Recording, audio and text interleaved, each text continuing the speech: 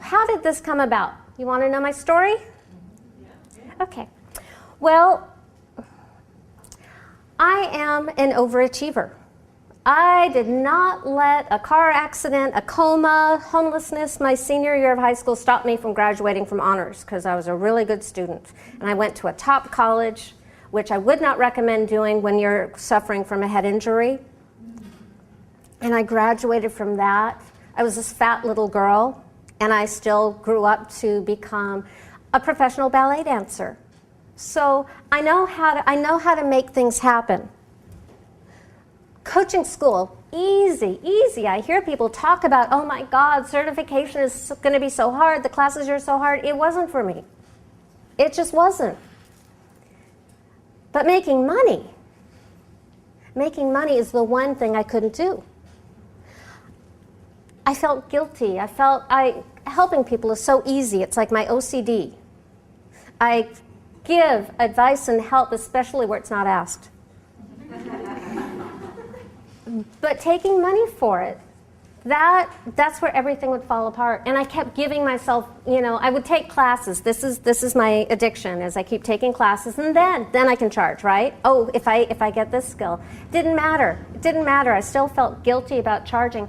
And the funny thing is I already had a reputation.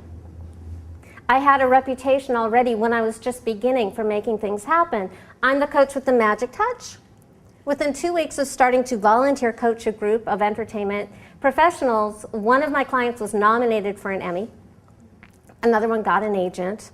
And a housewife from Maryland got staffed on a hit television series. She had no credits. Actually, she wasn't staffed immediately, but she was in the pipeline and got staffed later that year. But here you've got this housewife, comes from Maryland with no credits. People go to the American Film Institute and Columbia Film and all that kind of stuff, and they push for 20 years and they don't get that. So I've always had that kind of woo-woo magical thing, even though I'm the least woo-woo person you'll meet. So people wanted to hire me. Hey, great. And then they'd ask that really scary question. How much do you charge? Yeah, I see some nods. Now, I realized years later that is what is called a buying signal. See, okay, class is over, all right, you can go home. You just learned okay. I would choke. Everything would go through my mind about, I'll harm them. I'll damage them. They can't afford me. They'll starve. They'll think that I don't care about them. They'll think I only care about the money. They won't like me. And then I open my mouth, which is not a very good way to begin a negotiation.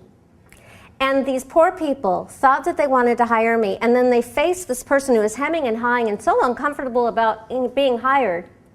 And to make it worse, I was taking all these classes on having a niche and how to have an enrolling conversation and how to overcome objections. So then what would happen is then I would overcome their objections, and 7 times in a row, seven times in a row, I mean numbers, 7 times in a row, people actually said they would hire me and they didn't show up, and I hadn't even collected their money to begin with.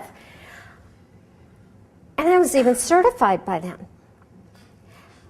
And I felt so hopeless. I felt like such a failure, and I felt so angry that I knew what I was here to do. I knew what I was good at. I knew that I helped people. And it was like some big cosmic joke that I couldn't make a living at this. I felt like the universe was laughing at me, toying with me. And I was so angry, and I was in such despair that I really thought about just, picking up my ball and leaving the planet. I didn't want to play. And I stayed in that place for a long time, taking all the classes. I was the first one with the brochure and the website and the business cards. I was going to all of those expensive networking meetings, and it didn't matter. At the lowest point, I was holding on to one half of a client for $100, and you try to tell somebody that you can help them with their lives when you're making $100 a month. So what did I do? I took another class. And this time, because I came from the entertainment industry, so those were my peeps, and this time I had heard about this relationship coach training. Because my coach and we had been certified on the same day, but I loved him, so I hired him. And suddenly he was saying things that I didn't know.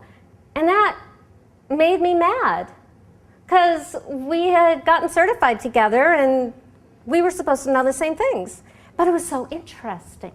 So I became one of the very second group, one of the very first groups to study relationship coaching. Coactive relationship coaching, and it was awesome. And I started seeing everything in terms of relationships.